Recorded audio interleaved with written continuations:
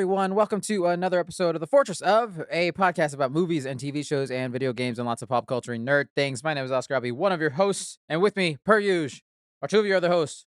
You got Mr. Negative and Mr. Nowhere here, also known as Brian and Devin. How you guys doing? Doing good, man. Chilling. Yeah. Max and relaxing. Burning up. It's hot as fuck. I'm taking the weather section a bit earlier this week, guys. It is too damn hot. It's a warm ass winter. Down here, it's windy. There's no spring. There's no spring anymore. But yeah, guys, we got a pretty big show tonight. I'm pretty excited to get into some of this stuff. So should we hop into our first segment of the week? Oh, yeah. Let's do it. News talk.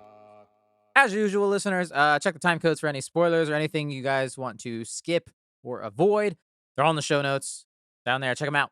First piece of news. Surprised probably to no one, but kind of maybe slightly surprised in how long this delay was. Suicide Squad killed the Justice League, the Rocksteady game that has been in production of what feels like a million years at this point. I think it's when did Arkham Knight come out? Like 2015 or some shit? Yeah. That game is so old that you can get it for like $3.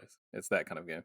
Oh, no. So yeah, this game that was originally supposed to come out on May 26th of this year has now been delayed to February 2nd of next year, 2024.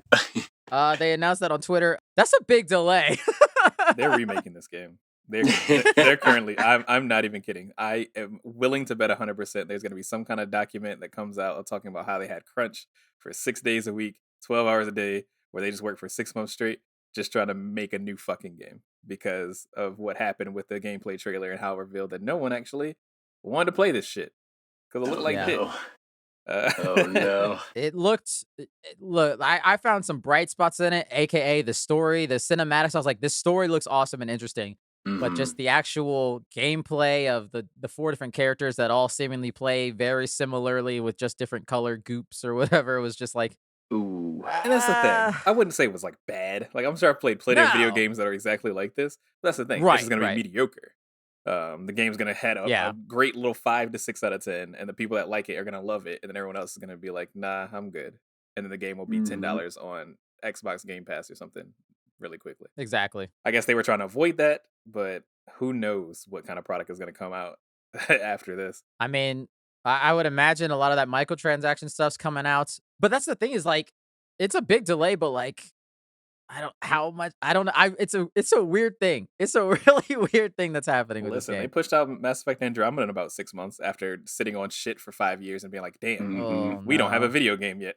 We need to do something. So I wouldn't be surprised if they try to do something similar where they were like, let's just do something else. Let's just try something else real quick and see if it works. Which always happens when a bad product and also really sad and awful developers that probably aren't going to work for the company anymore after that.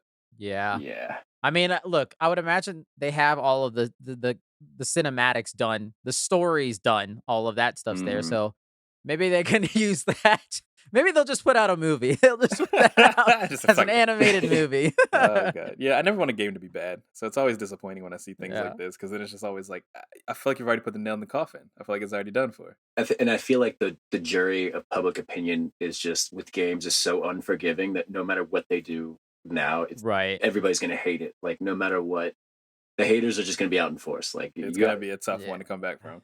Like for gaming you have to be so quiet and perfect and meticulous in how you market a game before it comes out, because if you anger one wrong person on Twitter, the whole internet will follow. Just be one YouTube channel, one YouTuber. Yep. Right. Oh no, you're done for. Guaranteed bust. Guaranteed. We'll see if that game actually even comes out in February of 2024. Great point. Damn, DC, man. Even Marvel got a game out. Okay, and DC, I mean, come on. I think that's why DC said no. I think they saw what Marvel's game was, and they're like, we can't do that. We can't. True. Although they put out Gotham Knights, so they were like, we can't do that twice within a year. We can't do it again. Yeah, I guess the Arkham games are pretty good, so I can't talk too much smack on DC gaming, but still, I'll take the pot shots where I got them. Yeah.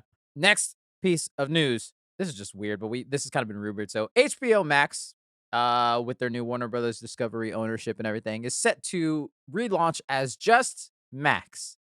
Per report of the New York Times, they busted out the 3-tiered streaming service setup. So you have one with ads, one without ads, and then the last one, the most expensive, is without ads in 4K. Which is weird that 4K isn't just... That's the extra part. I was like, what is the extra part that makes it that much more money?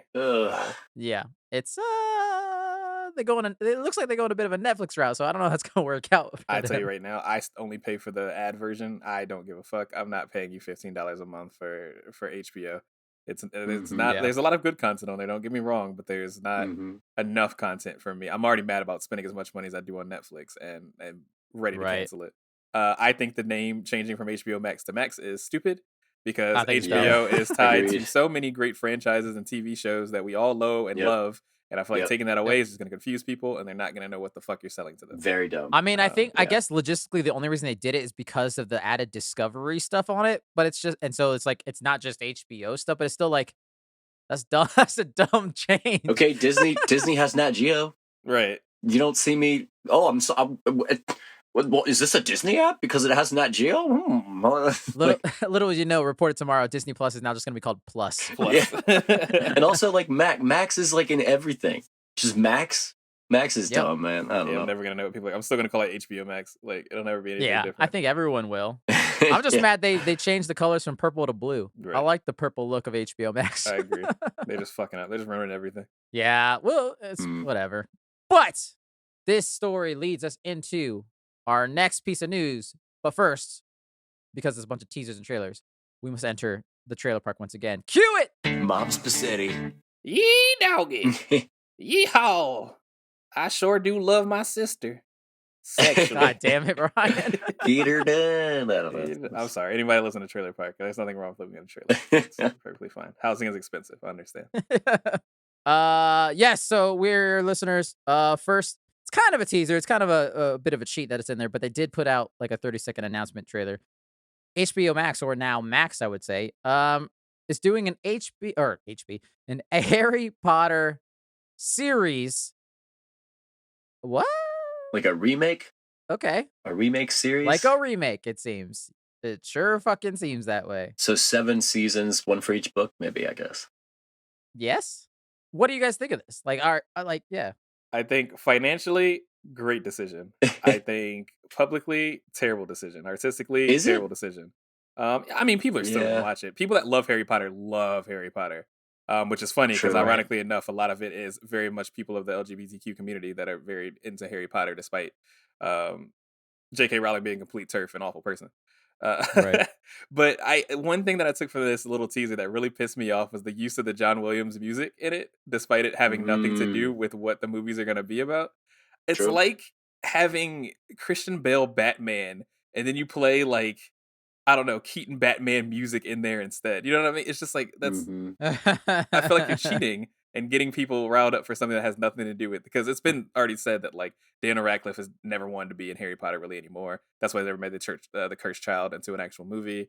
And then also there's a lot of bad blood between everyone else because no one really likes J.K. Rowling, so no one wants to work around her when it comes to it. So this just feels like a massive shit show, which we're learning that controversy is a good thing now. So that's why I think it'll be a financial success. Enough people hate watch the Velma TV series to the point that it's getting a second season. And I would not be surprised if we have something similar with this TV show, regardless of how it's actually received, like if it's actually a good show or not. Really, the whole Harry Potter series was so well done on the big screen. And I don't think it's so recent. Like maybe if Harry Potter was made in like the 80s or something, like maybe this would make sense. But it's still kind of it's like what, maybe less than 10, maybe not less than 10 years ago now. The last one came out in what, 2009? I think it was 2011. God, was it? Was it 2011? Yeah, don't say 9. Jesus. But it's still been a decent amount of time. But what do we equate to amount of time that should be remade? You know what I mean? Right. And also, but that's another thing is like, and also what quality, because it was so perfect. Like it was so well done the first time around. I'll fight against that perfect quote you just said though. Ooh. Only in the sense that like for me, I really enjoy those movies, but I'm not a book reader. I haven't read those books, and I've heard a lot of complaints on specific movies from book readers. But I also will have like genuine movie complaints in terms of there are bits in the final movie that I'm like, this is not very exciting. The final duel, I'm like, this shit was kind of bad. Well, yeah, the final movie was probably the worst one. The book was way cooler. But I love, obviously, like they did a phenomenal job with it and everything. And yeah, I think the question is, it's like, it's going to be weirdly too soon. And I'm also like, does this throw away that whole idea and rumor of them waiting like probably 2 more decades and doing that Cursed Child play into a movie adaptation with the original cast, because I feel like that would have made them $1 billion easy. Like bringing back the original cast, and I feel like this might kill that now. I think they're trying to kind of restructure. I think that would have 100% happened, maybe even in less time than what you said, had J.K. Rowling not done what J.K. Rowling did. I think that really fucked up a lot of plans for where they wanted to go with that.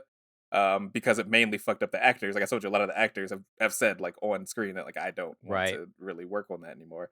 And so for various reasons. They're not all because they hate J.K. Rowling, but they all have definitely verbally stated like we don't support what she supports.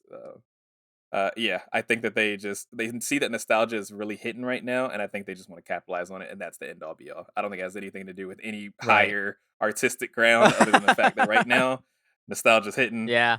And they want it. They want a piece of that pie. Yeah, for sure. And I will say, I think HBO's the right service to do it. Like they're the right studio, whatever, to undertake this. If it was Netflix, I'd be much more concerned. This may be a false equivalency because Lord of the Rings wasn't remade. They just added more stuff to it with Rings of Power and everything with that. I will say that while Lord of the Rings is one of like the highest grossing movies of all time and everyone loves it, it's like, beloved as a community. Only about like, what was it? Somewhere between like 30%, 25 and 30% of people actually finished that TV show that watched the first episode. It did not track well. So if a franchise like that doesn't catch viewers, I don't know if this one will go through the same issue. I think this one will because I think this one is more kid oriented, especially those early books.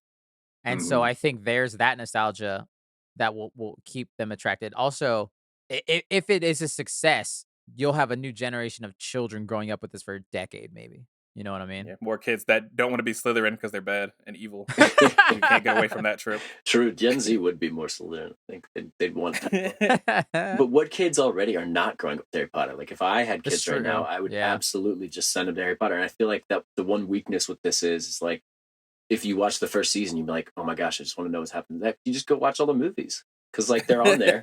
And I think that's the whole thing is that why we feel like it's so soon is because Harry Potter never left the zeitgeist. It remained it's never gone away, a la like Star Wars. Like Star Wars has always been around, but until the prequels came out again, it was a pretty big jump where not a lot of Star Wars was being talked about. Whereas Harry Potter, they made Harry Potter land and all this shit. Like it just never left. You know, so exactly. We just had a video game come out, right? Like you said, if you wanted to teach your kids about Harry Potter, you can go to Disney World and go see it right now, or like Universal Studios, go see it right now. It's weird. It's a weird space to be in, but I still do. I people that love Harry Potter, and I think that is going to carry it so far. Whether or not they hate watch it or not, they're going to have an opinion, so they're going to have to watch it to have an opinion. True. I saw a Harry Potter section of Barnes and Noble the other day when I went there.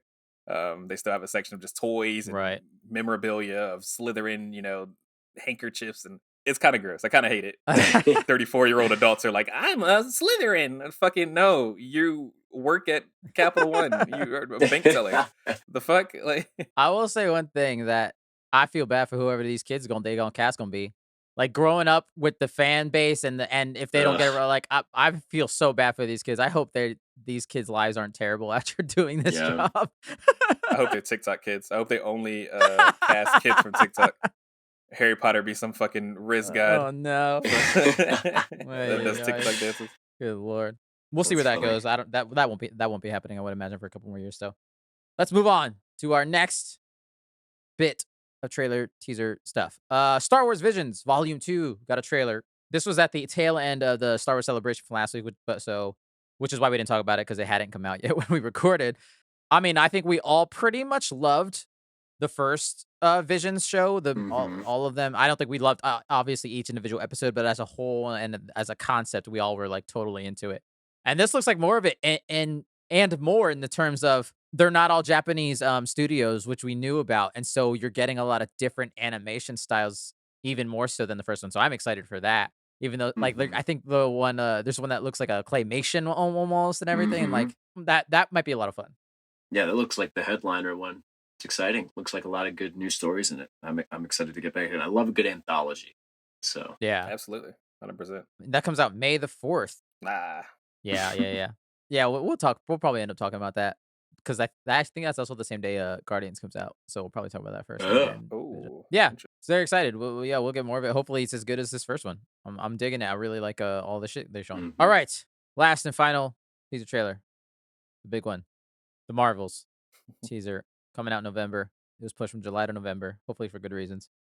I'm not gonna lie, I dug this teaser. I kind of dug this one. I mean, granted, it might be a thing where like Marvel fatigue is set in, so it's like, oh, this looks kind of fun, and I'm also kind of okay if this doesn't have ramifications for the rest of the universe. Kind of like Guardians coming up. I'm fully ready to think that Guardians coming up is just a standalone, and I'm okay with that, you know. And I think I'd be okay if this is almost in a similar vein. Yeah. I'm right there with you. I'm excited about this, and I don't use that word very loosely because I've been really bored with most superhero movies that have come out in the past couple years. I think they've all been pretty fucking mid at best, and except for like Black Panther's probably the best one. And even they kind of fumbled some of the bag when it came down to the movie. Yeah, this looks interesting to me. This looks like it's trying to be a superhero movie without being too fucking big, and ridiculous, and stakes too high. Without, I don't know. Like I just feel like this is gonna be a fun one.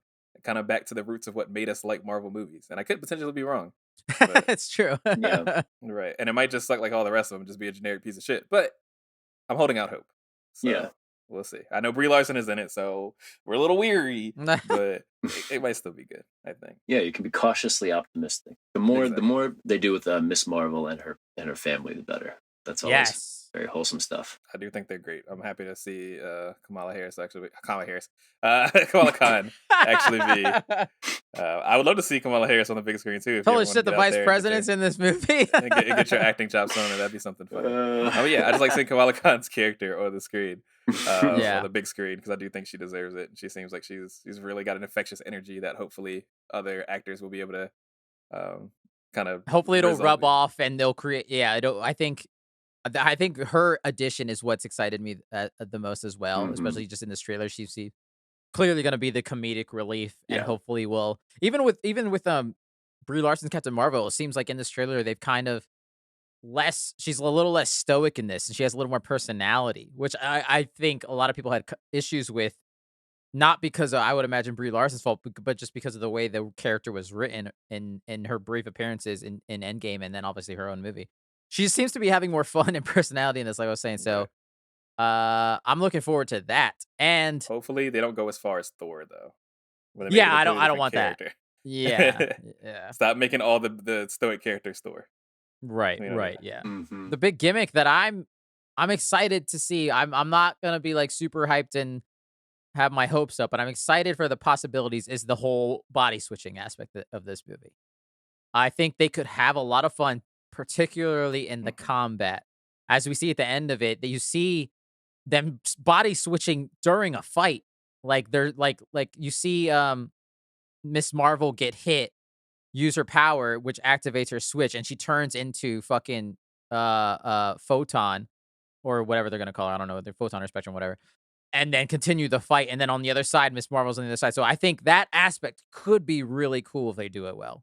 They're only going to use it once. They're going to use it a bunch of times for comedic relief and once for actual fighting. That's my thought process already. Right. That's what I'm expecting. So I'm not trying to get too hype about it, but there's possibility there for some fun stuff, you know. Yeah. This was the most disliked Marvel trailer ever. Because it turns out that nerds hate women. Who would have thought? Jesus Christ. Oh, no. Get a fucking life. People are on TikTok already saying the movie was bad. And I was like, how can you say the movie was bad? You haven't watched it yet, bro. You wouldn't saw it in the future. How are you preheating hating? How are you hating in the future? It's preheating hating. Yeah. Fucking people are the worst. I hate humans. I didn't know hate was a setting on an oven when you preheat it, but damn. Yeah, obviously, I'm not surprised that people suck. They're fucking idiots. Which is also why I'm really hoping this movie is good. But not that it'll matter. It won't matter. They'll hate it anyways. It won't matter.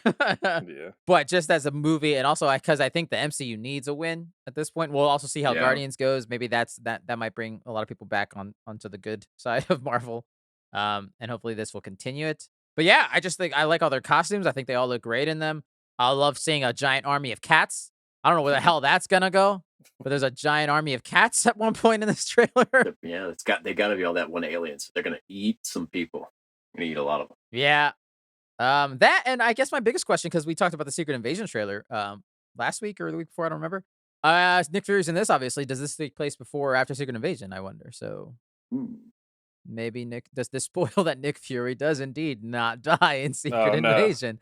I don't know. The one thing I would note onto it is that I do hope that at the end or something they start looping it into other stuff. Because like I agree that I would like to see a movie with smaller stakes. However, the new universe just needs to start knitting stuff together again. And I think that right now, yeah, it's definitely a big nothing sandwich. So I am kind of torn with what I want to happen. Yeah. So I don't know. Yeah, I'm cautiously optimistic as well. Yeah, I get that. We'll see. November of this year. I don't know what comes after that, but whatever. That's the future shit. We don't gotta worry about it. We'll see what happens in that movie. Hopefully good. That's all we can ask for. All right. That is the news, guys. We have done it once again. Out of the trailer park, out of the news. Shall we now move into our main topic of the week? Let's do it. But first, we have a new combatant has entered the arena in the form of Alex, aka the Dad. He is here with us now. What's up? I'm here. I made it. Yo, just in time. Player 4 entered the battle. Dun dun. Right on time. Perfect timing, because it's time for our main topic, like I said, guys. But first, we're trapped in another fortress. This is once again, a Fourtress Productions fortress. We've done one of these in the past where me, Devin, and Alex talked about some video game adaptations we would make. Now we're doing something again.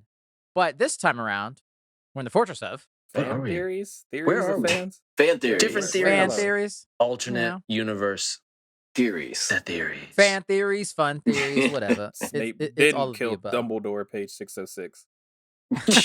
You got the page number memorized?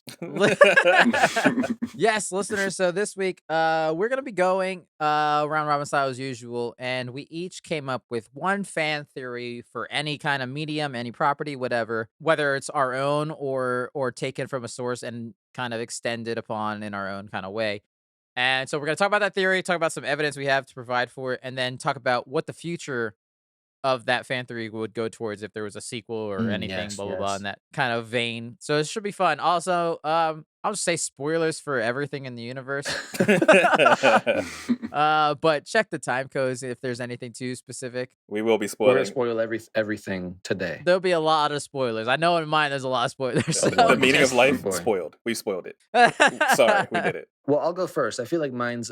Yeah, since this, giving you credit, this was Alex's idea. Yeah, so, I kind of got inspired while watching a good old classic movie. So spoilers, but like everybody has seen this movie, and if you haven't, like, what planet are you on? It's Castaway, the classic film. Tom Hanks stranded on an island. He's a FedEx employee, and he gets trapped on a boat, or he's on a ship. No, it's an airplane. My bad. Plane. Yeah. You got it. It wrecks tragically, and he's the only survivor on this deserted island for, I think he's on there for like 5 freaking years before he crafts a small little boat with his friend Wilson, the volleyball. And he travels out to the middle of the ocean and almost dies and sees a whale, and then he sees a giant boat, and that boat saves him, and he comes back to America to live a mundane life. Because this was a much better life beforehand. He seemed a lot more fulfilled when he was by himself on the island hunting fish every day. He got in shape. The dude was eating sushi. He was fucking cut. He was talking to a volleyball every day, but the man was happy. He had purpose. Dude, I shed more tears for a volleyball than I think I've shed for many like actual characters. This is true. R.I.P. He's probably still out there. So anyway, yes. He's in the my Pacific alternate garbage patch. theory. I felt so strongly about this idea, this concept. I was Googling it after I finished the movie, and it doesn't seem like anybody on the internet is talking about this, which I found surprising. So check this out. It's Tom Hanks, Castaway, but he never gets off the island. He never left the island. Right. It's Lost. It's just like Lost, guys. It's just like Lost. If you watch Lost in season 4, you actually see him. Yeah, I feel like Lost probably saw Castaway and we're like, oh, here's our new TV series, guys. So he crashes on the plane for sure. He goes to the island by himself. All this really happens, but then I can't remember what it was. There was some big moment in the film which I watched a couple days ago, and I'm forgetting because I didn't take my notes. He bumps his head or something, and he's in his little man cave. He like has a little deserted cave where he's hiding out from the rain and stuff. And he bumps his head he's starting the fire. He's spending weeks trying to build fire for the first time, and he's been failing. And he goes to his little cave to like hide out from the wind and the rain, and he's rubbing his hands together, and it's got his sticks and stones, and he I think he cuts his hand, and he's like, oh fuck, and he like cuts himself, and he bangs his head, and he passes out. And then he sees this little glimmer of light from the end of the cave up in the sky, and he passes out. And then the next morning he just wakes up and goes about his day on the island. And I'm like, wait a second, like what just happens here? And then all of a sudden he finds this volleyball who he decides to face paint and become best friends with, and names him Wilson. And then he finds this structure, a porta potty, and he makes a boat out of that. And then he goes and builds a raft out of the porta potty. Yeah, it's a porta potty, guys. What? That's how he makes his raft. I don't remember a lot of this movie. I'm telling you. So he makes this raft out of rope and stuff, and the porta potty is like the sail. He's like, this will hold, Wilson. It's nice and durable, because I guess there's no like fabric, but the porta potty will catch the wind even better apparently. And then he's out in the middle of the ocean, and he sees this whale who's like helping him while he's on the brink of starvation and heat exhaustion, and the whale is like giving him courage. I feel like he like slaps his fin. You saw a whale? Yeah, there's a whale, and he slaps his little fin around. The whale's like, hey, I have not seen this movie in too long. He's like, are you sure this was an Avatar? No, dude, it was. I'm telling you.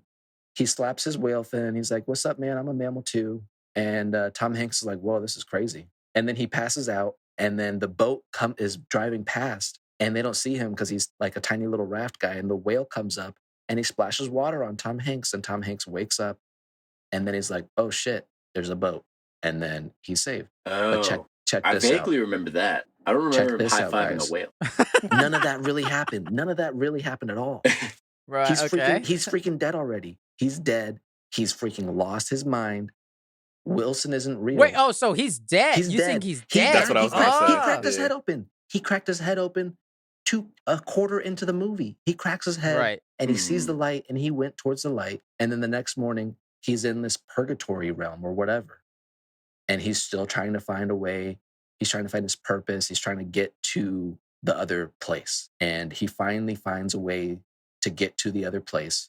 And this whale, angel, ghost person thing helps him. Wilson, this other ghost person, angel being helps him. All these things are helping him on his journey, on his transcendence. And he's finding inner peace within. He's letting go of the past. He's like, but he's still like holding on to this girlfriend that he has. And then he finally gets to America, right? He finally gets back, and there's all these symbols of these this angel wing. He has this package with these angel wings on it, and he's like, this package, I gotta hang on to this package. And he opens up all these other packages that wash ashore from the FedEx plane that crashed, and they wash over the shore over the course of the 5 years. And he opens all of them, and some of them are like little tools and things that he can like hang on to like make his stay in the island a little more durable or whatever. But this one box with angel wings on it, he's like, I'm not gonna open this. Yeah, this is gonna help me. This means something. Whatever. It's special. And then he gets to America, and he's like, I'm gonna deliver this package to. I'm gonna find the address, because that's what he does. He's a freaking MVP delivery man. True. He literally died for it. And he takes the package. He goes to the address after his girlfriend dumps him because she sucks. Come on, man. It's been 5 years. What do you mean? I mean, she thought he was dead. Because she sucks. She sucks. She thought he died. I said in it. the crash. I said what I said. No, you know who sucks more is the new boyfriend. Actually, he's the real villain. But anyway, that's a different podcast episode. That's a different one. But the real purgatory is just living in America then, because he does go all the way back, and he makes it back to the mainland. Yep. And you know how it ends? The movie ends after he's met and dealt with all these angels and all these beings. he's at a crossroads and he doesn't know where to go. He's still lost in purgatory. He's still out there, guys. Damn. All alone. Poor Tom Hanks. That's pretty good. Yep. You really made me want to go back and actually watch Castaway again, because it's been a long time since I've seen that movie. I'm telling you, it's like a brand new movie. You check it out right now. Yeah. I believe it. Yeah, as soon as you said the crack the head open thing, I was like, oh yeah, you're gonna say that he died, because I do feel like there's a pretty like weird juxtaposition in the movie where it goes from being like pretty normal deserted movie to being batshit crazy. Right. And I feel like the batshit crazy part comes because he's probably died. He's now dreaming a lot of weird shit while he's going towards his death, because he's probably bleeding out, maybe comatose. Yeah, probably. He's fucking losing it. But it was also like oddly hilarious. Like it is a drama, but there's so many moments that I was busting out laughing. Like it was hilarious. Like the moments with Wilson. I mean, Tom Hanks is just a hilarious person. Yeah. I like when he fights Wilson. That shit was funny. But yeah, so if they make the sequel and they do it in the alternate reality version, I don't know what would happen. I guess he'd be wandering around, and hopefully he finds his way. Hopefully he finds the inner peace that he's been looking for. I hope whatever God he finds is Wilson. Yeah. I think if they made a sequel, he would like, since he's in purgatory, he would go on another plane and then he would crash again and land on a different island. He tried to do the same shit. He's like, I got to go back to the island. We have to go back, Wilson. We have to go back. And then at the end, it turns out it was actually, it was just purgatory, and he goes to heaven at the end in a church. But we already know, so we're in on the twist, so they won't catch us. What if like in the sequel is like he goes through a different circle of hell? Oh boy, yeah. Oh, no. Because he couldn't save Wilson. Or he's going there to save Wilson. Okay. That Wilson would go to hell, honestly. It turns into Dante's Inferno. Wilson's a badass. Well, Wilson would go to hell if anyone would. Yeah. Yeah, I would sign up for that one. Yeah. Oh, that's funny. I like that one. I like that one a lot. Yeah, check it out. Outcast. What is it called? Castaway. It's called Andre 3000. Yeah, the sequel would be called Outcast. With Jedi Survivor, Tom Hanks Survivor, or something like that. He's got a lightsaber for no reason. He calls it Wilson. Yeah. Oh my god, I hate it here. That's good. I like that one. I like that one a lot. I can go my theory next. Mine is one that's true and also not true, in the sense that it's been confirmed and denied by two separate people involved. Interesting. Mine revolves the Marvel Cinematic Universe, particularly Captain America, in the sense that Captain America was always worthy of Thor's hammer. I was going to say that he was always a racist. Okay, that works.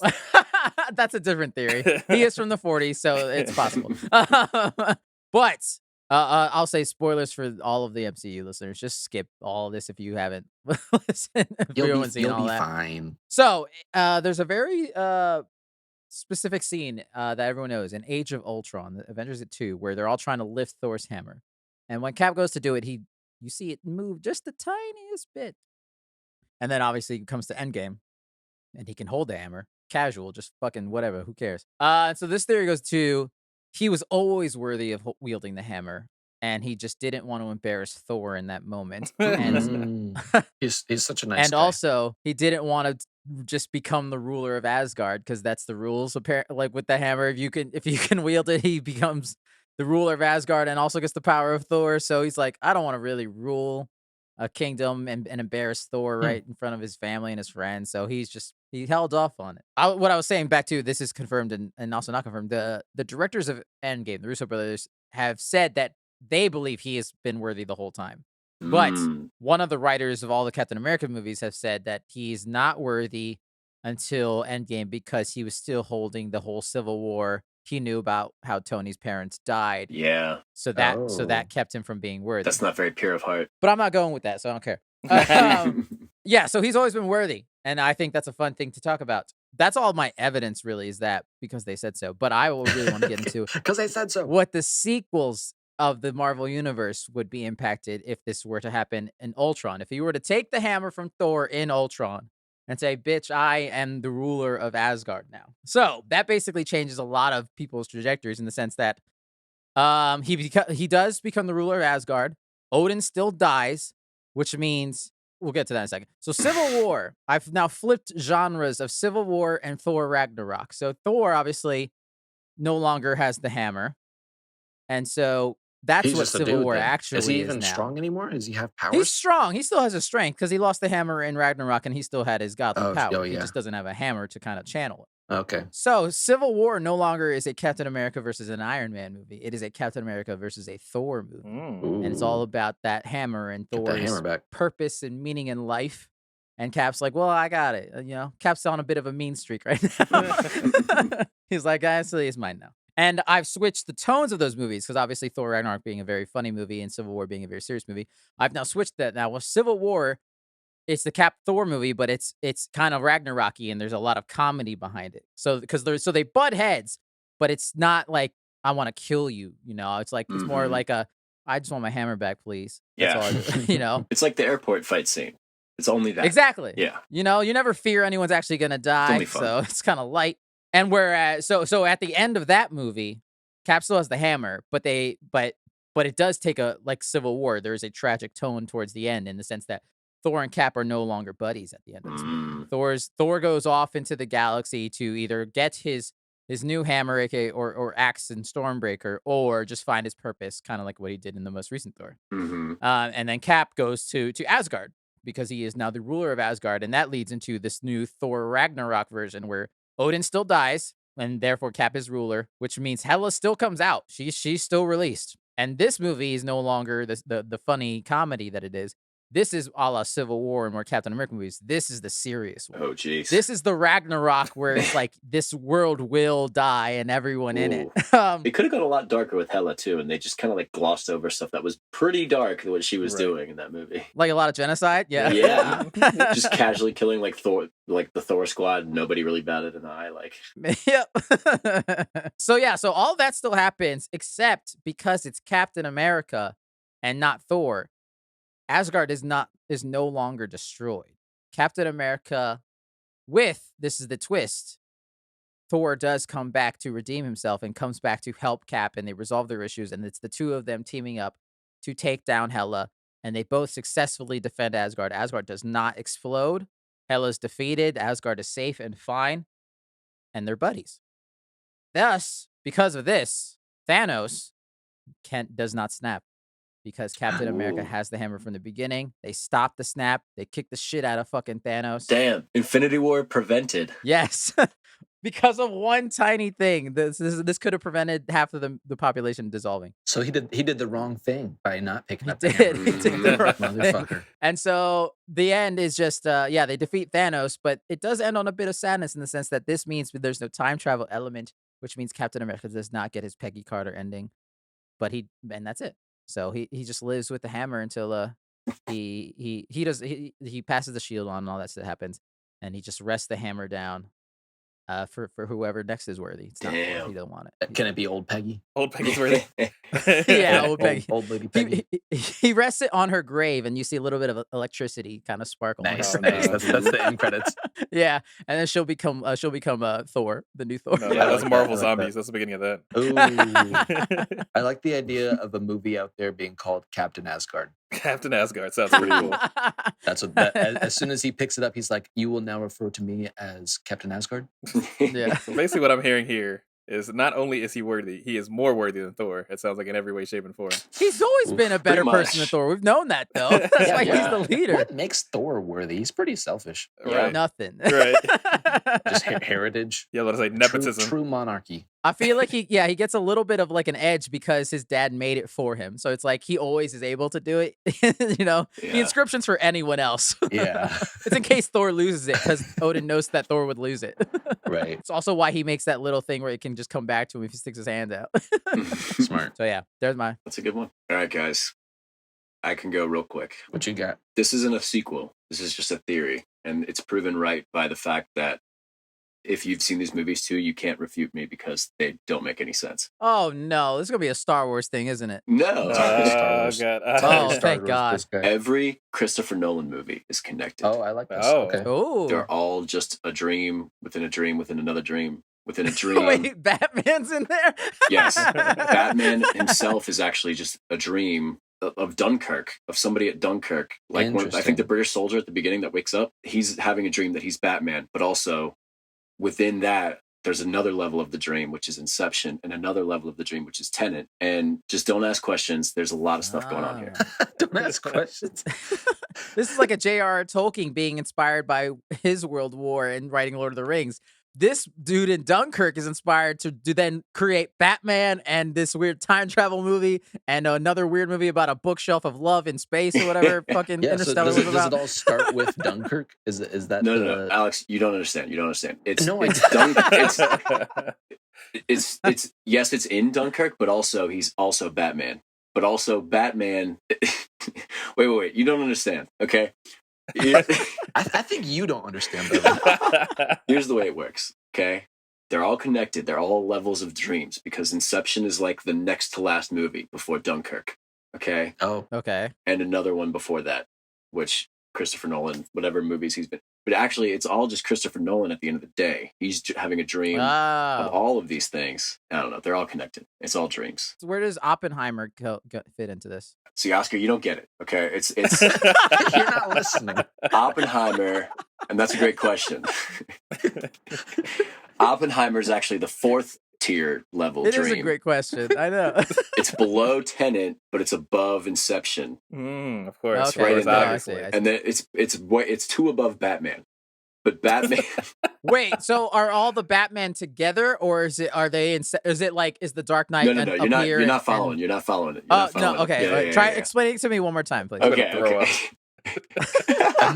Imagine you spin a top. Okay. Yeah. Time is a circle. Obviously. I mean, shit. If you watch Tenet, it's not a circle. It's like I still have not seen that one. Yeah. It's fun. I heard it was mid as shit. I enjoyed it. Just like Inception, I was with it. I could hold on to logic until about halfway in, and then it just got insane, and I had no idea what was going on. Inception was the peak for me. There's some things where I just try not to listen to, and I can still enjoy it though. But that was the peak of his filmmaking for me so far. So anyway, I'll actually need to get Christopher Nolan's advice on how to actually tie this all together, but and he'll do it in a way that makes no sense to anyone except himself. And also, you won't be able to hear what the people are saying. Yeah, most of the time. And if you watch about 30 YouTube videos, you'll finally understand it. Maybe the way it's all connected. But either way, they're all connected. Maybe if you dream about it, you'll finally get it. Yeah, dream within a dream. Yeah, within another dream where time goes backwards, where you're also Batman. Right. I hate it. Devin, that was the most amazing attempt at bullshit I've ever heard. I like it. I approve. I approve this message. You know what? It absolutely fits for any Christopher Nolan discussion ever. We could literally just say anything. My evidence is that I've seen all of those movies, and you can't tell me that it's not wrong based on how each of those movies has gone. Now I want Christopher Nolan to make a movie about a fan theory and just go nuts with it. Yeah. It'll be ridiculous and bizarre. He'll just have to get his head a little bit farther up his own asshole to be able to do that. That reminds me, there's also fan theories about Quentin Tarantino's films all being connected to the same universe. And right. A lot of the characters being related and stuff, which I could really buy into him doing purposefully, versus Nolan would be like a happy accident. Yeah. Mm-hmm. He also likes to show feet. Anyway. and there are feet in all of those films, so they have to be the same foot universe. It's the feetiverse, yeah. Extended foot universe. It would be funny if all the feet only had 4 toes. That would solidify. Oh god, so you just know it's not Earth. Yeah. It's a different world. It's not that Earth. Would be cool. I hate just I hate slightly it. different. All right, we got to make a movie, and we got to do that, and not tell anybody. Make it figure it out. That's like the theory of Star Wars, where it's we don't know they're actually human, so they could be 12 feet tall giants. Oh God, that's scary. We have no perspective. We don't know. Yeah, they just look 5'8" compared to everybody else. Yeah, jeez. What if they are just humans that just got lost in space one day? Yeah. And it's still just this day and age. Actually, I feel like the video games refer to them as humans. Like when you're to create a character. I feel like I saw that one day and I flipped out. Yeah, I was like, they're humans. They're humans. Well, there you go. I'm gonna fact check that later.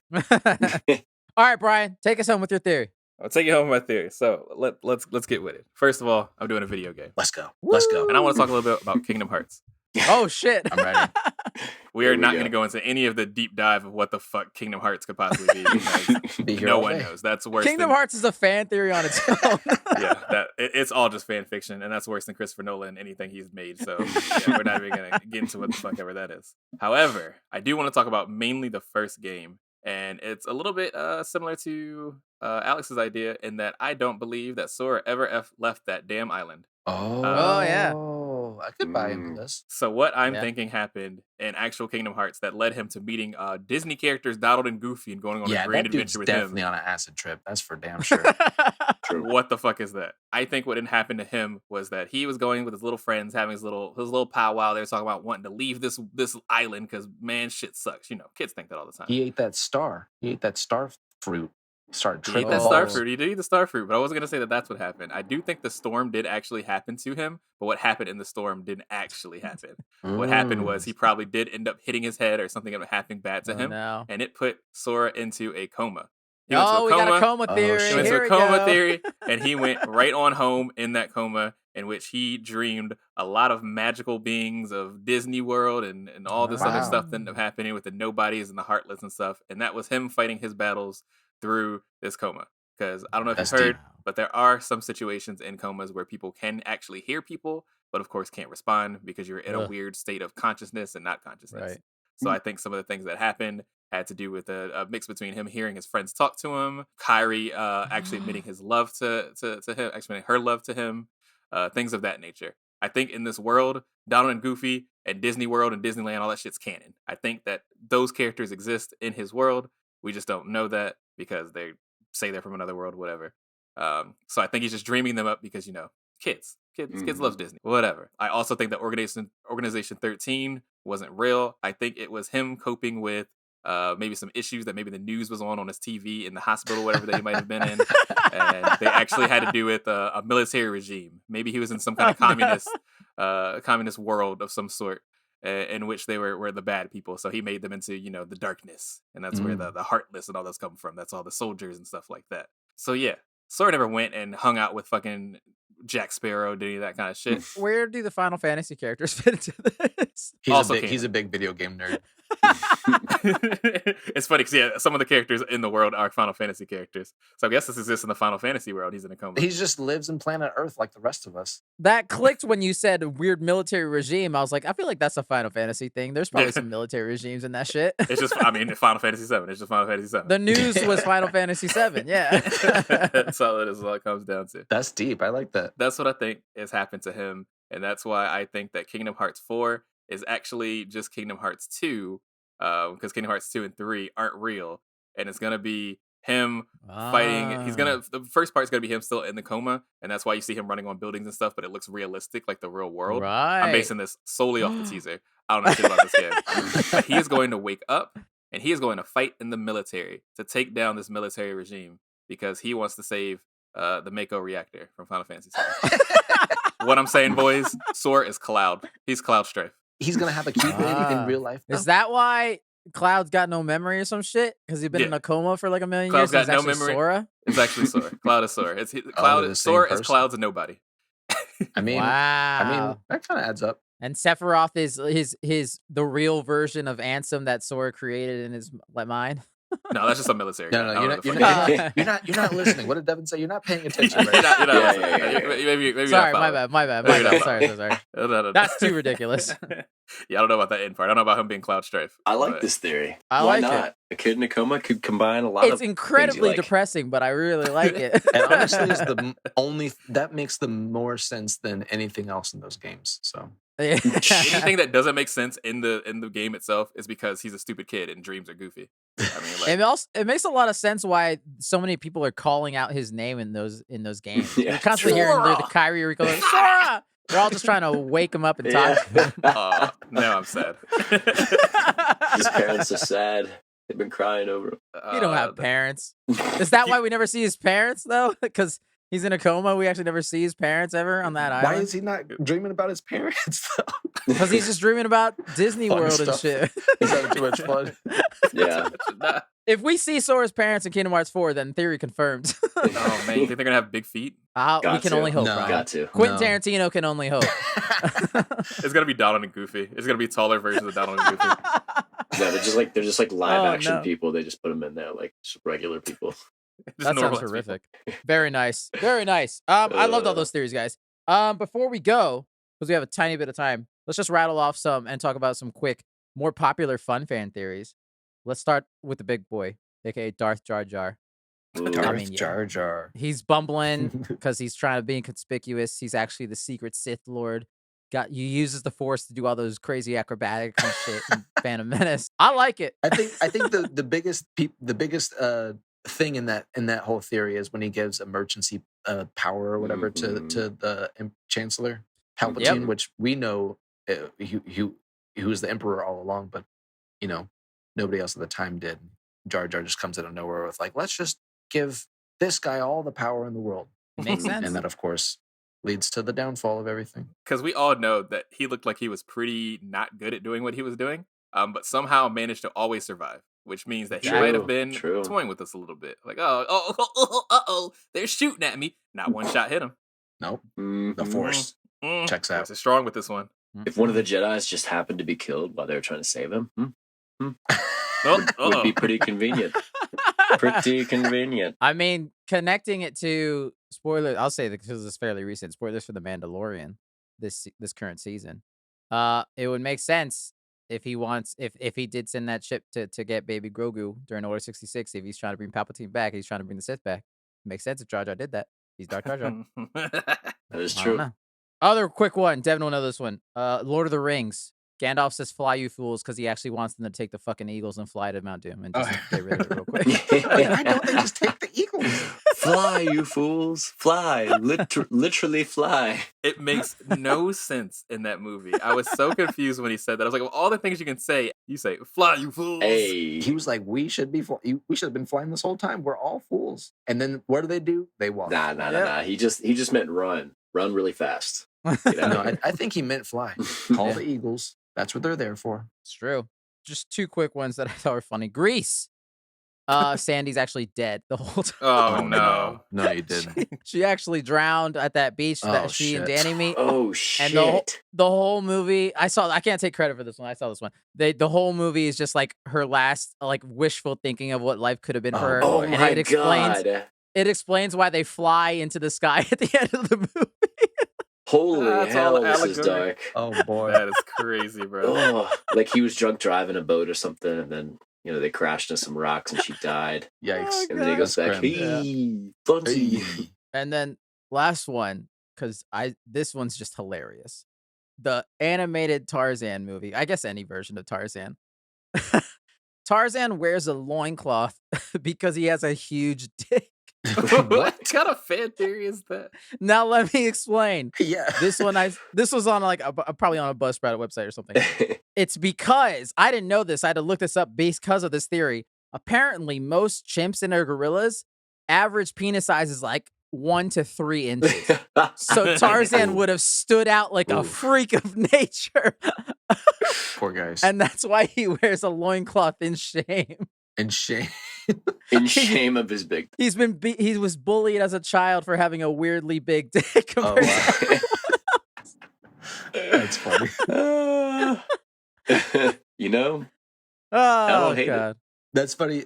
That's funny you bring that one up. That reminds me, there's this meme of Tarzan where it's a screenshot of the actual movie where he's like swinging on the vines as he does, and he's holding Jane. I think it's Jane, right? Mm-hmm. In his arms. And the meme, it zooms in on one of the panels to both of his hands holding Jane. And it's like, oh, yeah. It's like, how's he doing that? Then how's he swinging? Because he's not like midair. And then it has this like fake image from the opposite side where the camera doesn't see. And the vine is like between his butt cheeks. I've seen this meme. Yes, it's a good one. So not only is he hung, but he's got incredible glute strength. The glutes. Oh, all right. That was a lot of fun, guys. That is it. That is our main topic. A lot of fun fan theories. If you like this, listeners, send us some fan theories and we'll chat about them because this was kind of fun. Oh, I got another one actually. Oh yeah, what? Yeah. Anyone? Brian will appreciate this one. I'm not sure if we talked about it before, but apparently Final Fantasy VII is a sequel to Final Fantasy X. They're the only two Final Fantasy games that are connected. I feel like I've heard this before, actually. Yeah. There's a character, Shinra, who you meet in Final, or maybe it's 10-2. I mean, 10 and 10-2 are obviously sequels, but you meet a character named Shinra in one of those two games who's like a young boy, wears like a hooded, like he looks like a freaking scuba diver. And then in the remake of Final Fantasy VII that just came out a couple years ago, in the Shinra building, obviously the Shinra, like this character in Final Fantasy X, the character named Shinra wants to create this global power company or whatever to bring peace to everybody. And he's just like an NPC. And then in Final Fantasy VII, the remake, when you're in the Shinra office, you can see a little poster, like a little photo of the first like Shinra employees. And in the middle is a guy who looks like the older version of the character Shinra from 10.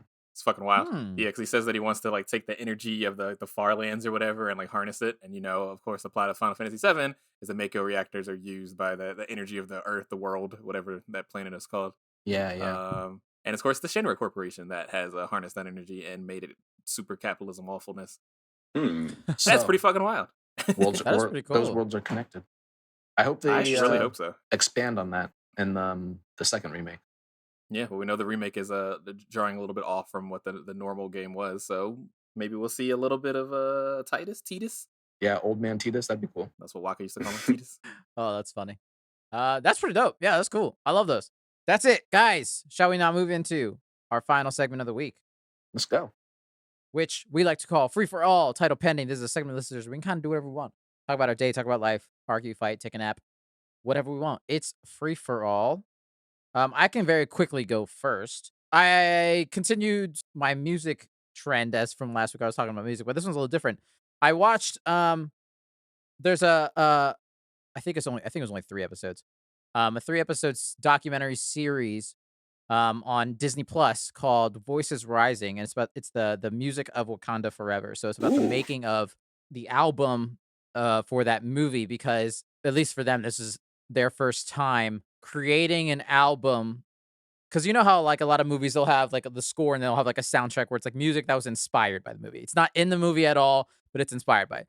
Whereas in this one, this was very much incorporated along with the sound of the music. So so these songs are all original to this movie, as opposed to like we just pulled all these songs inspired by blah blah blah blah. So it's a cool little like documentary series about them creating this and going to different regions of the world. They go to like it focuses on different regions each episode. So the first one's very much the African sound. The second episode is the like Mesoamerican sound for Namor and all of them. And then the third one is just like putting it all together.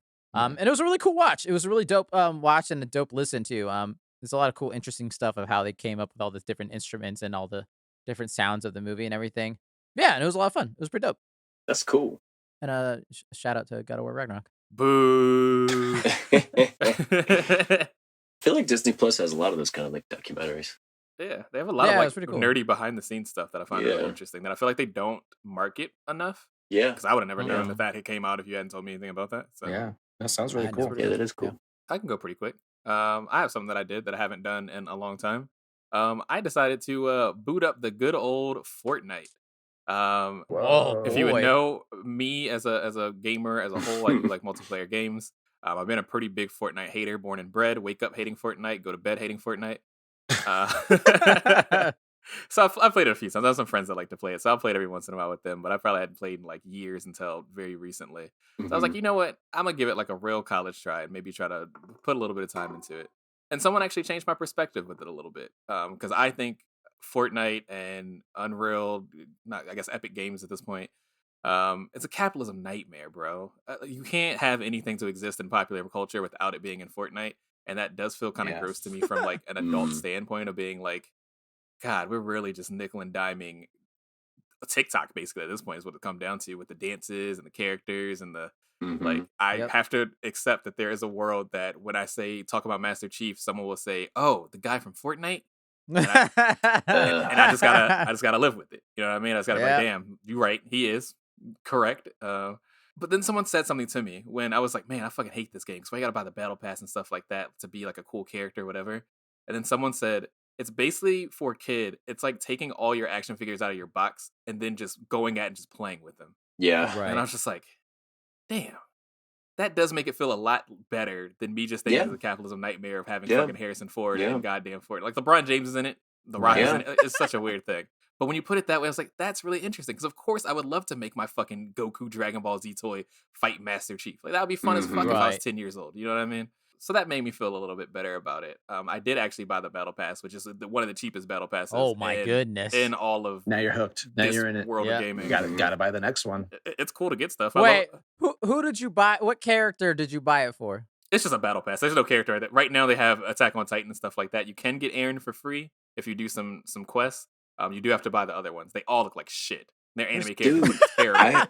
I heard they added in ODM gear and it's really fun. They did. That is super fucking fun. I've been gaming pretty hard. Game's kind of easy and really not fucking hard to play that game if you know how to play a shooter. Because I usually do the no build mode. I don't like. Yeah, just go no build. Easy. No, yeah, those kids fucking suck. So I've been tearing them up. So sometimes I just do little stuff for me. What do you mean? You can play matches where you don't build things. Yeah. Where nobody builds. Nobody builds. Nope. Oh my it's just gosh. Straight battle royale. It's just a shooter. It makes the game. That's a lot better. different. That's a lot different like that.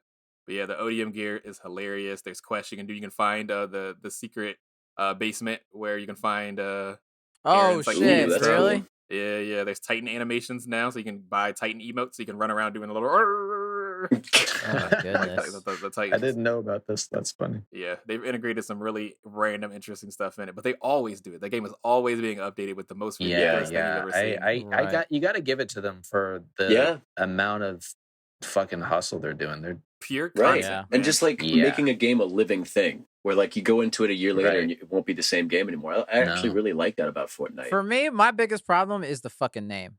I just hate the name of the game. Why is it called Fortnite? It doesn't make any fucking sense. Yeah. So this game was never supposed to. We got way too far into that. This game was never supposed to be a battle royale. This was honestly an accident that have made the billions and billions of dollars. This game first was coming out as going to be a tower defense game.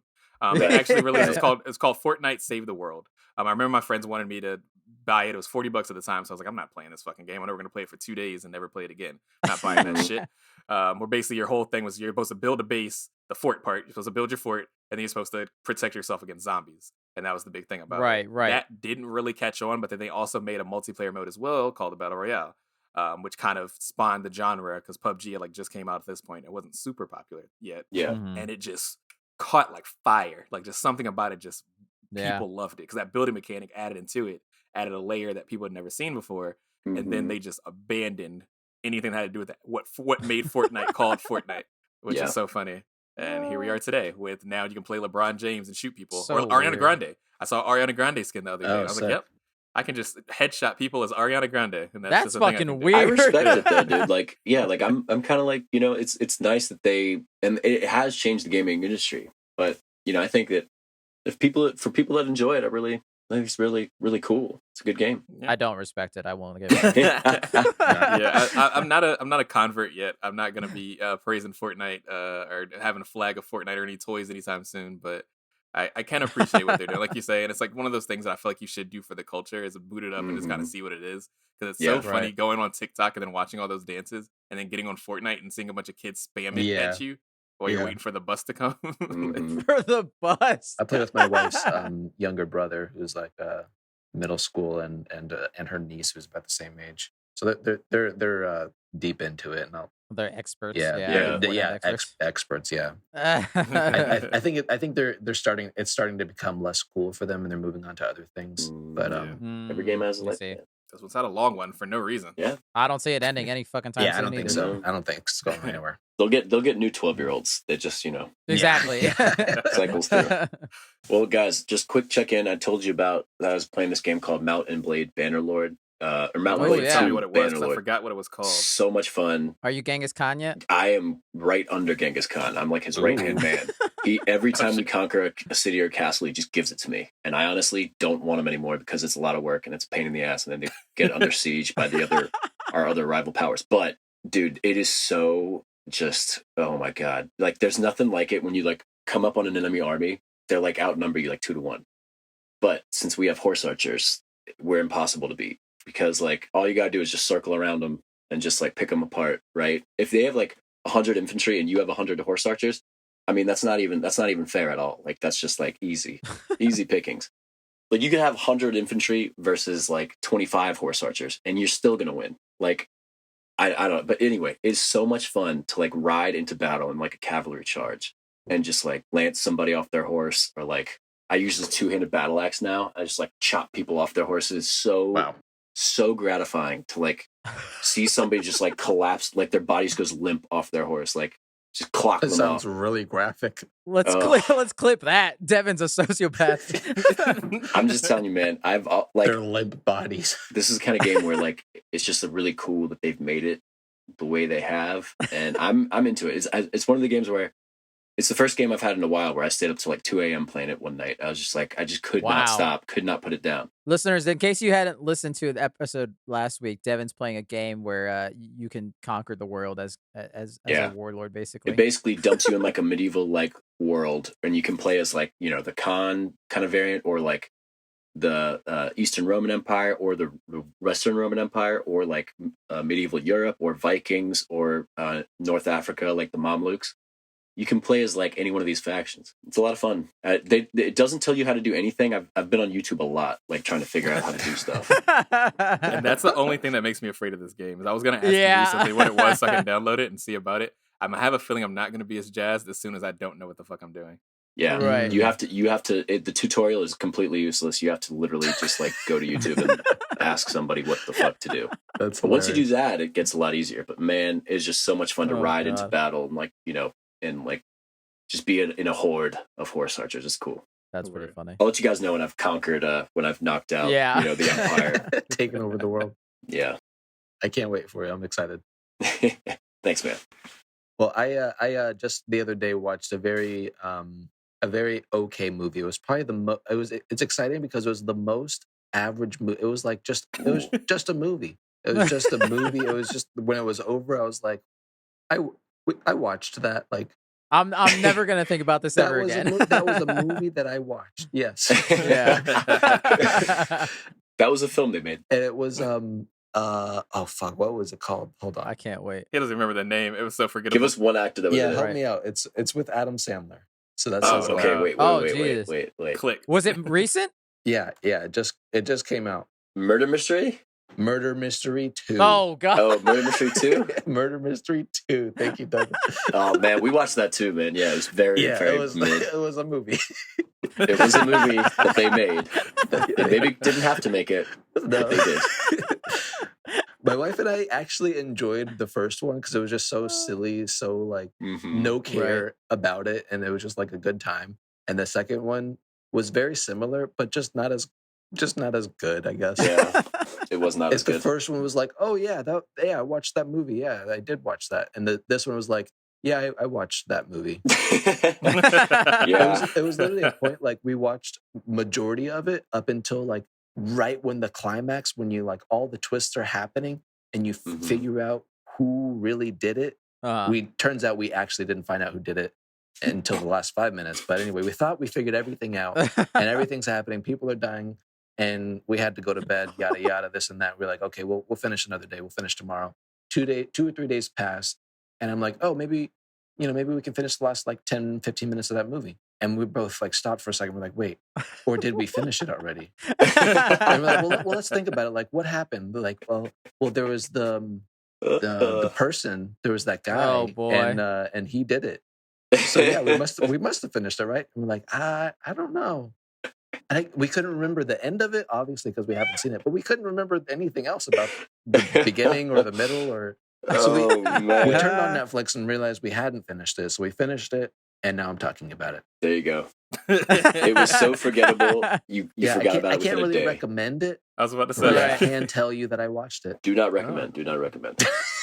That is something that I may or may not see at some point in my life. There were maybe a dozen pretty funny moments from Adam Sandler, though. Like it was exactly what you would expect. So yeah, right. Yeah, that's a good way to say it. That's pretty high praise for something that's a movie. That's just a movie. When you come in with zero expectations, right.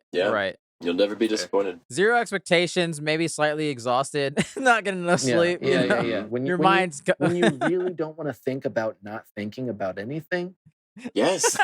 Check it out. Listen, I've recently like beheld this because like my girlfriend is the same way. She likes to just put on some movies that are really dumb and like just kind of tune out for a little while, right? That's why she wants to watch movies sometimes. Life's hard. And like watch a boring movie. Right. And like, see, I'm over here like, oh, like if I'm gonna watch a movie, I want it to be like No Country for Old Men or like something that's really good. Devin, you like Hobbs and Shaw. What the hell are you talking about?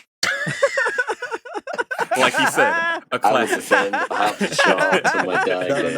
I think every movie is like a type of meal. There's your dinners, there's your like heavy entrees, and then there's your junk food and desserts, and you gotta have a nice well-rounded courses. So sometimes you eat McDonald's. That's fair. Sometimes you eat McDonald's. Sometimes you just eat a couple potato chips. Yeah. And that's what this movie was. It's like a piece of lettuce. It's 99% water. I'm not saying it was a bad movie. I'm just saying it was a movie. It's like Murder Mystery 2 is like an open bag of Utz, like plain Utz potato chips that you find in like a Walmart parking lot. You're gonna eat them. Did you say on the ground of a Walmart parking lot? That's the kind of meal that this movie was. Okay, maybe it wasn't that bad. Yeah, that sounds worse. Listen, the loose clothes that Adam Sandler wears walking around that Walmart parking lot all day. Like that man wears like triple XL. He's wearing sweatpants. I bet because he wears sizes that you can only get at Walmart. Yeah, don't mess with my man's drip. My man be killing them fits. Drip, and he don't care. That's what I am not mad at him. He looks straight from New York City. Yeah. I've heard he's actually a very chill guy to hang out with and like stumble upon. No entourage, no nonsense. He just bought all of his basketball shorts in 2002, and he never like got with the changes. They still work. Why upgrade? Yeah, I guess that's absolutely true. Hell yeah, I respect it. That's awesome. That's funny shit. Yeah, if you want to watch a movie, check one of those out. I can't remember what it's called again. Check a movie out. Yeah. It's called a sequel to Mayhem. What's it called? Movie 2. Murder Mystery 1 and 2. Yeah, on Netflix. There you go. All right, that is our show, listeners. We hope you enjoyed it. You can email us at thefortresshub@gmail.com. Fortress spelled F-O-U-R. Feel free to email us any questions, feedback, recommendations, or anything like that. Also follow us on Twitter, Instagram, and the YouTube channel at The Fourtress of. Tell your friends, tell your family, tell your grandma, tell your cat. Follow the 3 R's like a beautiful Bollywood movie. Rate, review, and recommend to your friend and everyone around you. Thank you, Jackie, for helping edit the podcast every week. Thank you, Brian, for the art, Alex for the music, and Devin, thank you for being here, even when you're not here. You can find Brian on Instagram at ITZ_by the way, Alex at Peters Films, and Devin, you can find him scrouching for chips in a Walmart parking lot. Next week. There's a few clean ones at the bottom. Don't eat. The rats haven't gotten to all of them. Kids, don't do it. Don't do that. Next week, I think it's time to wrap up on some Mando season 3. Let's talk about it. We'll see what happens. Oh God! Show. It is a TV show that you may or may not want to watch. It is a TV show. And as usual, happy holidays, everyone. And put a code on. Let's code out there. Don't actually. We're down here in the depths of hell with Wilson. Wilson. We are in the 7 circles of hell. Yeah. All right, everyone. Thank you for joining us, and join us next week in another episode in the Fortress of.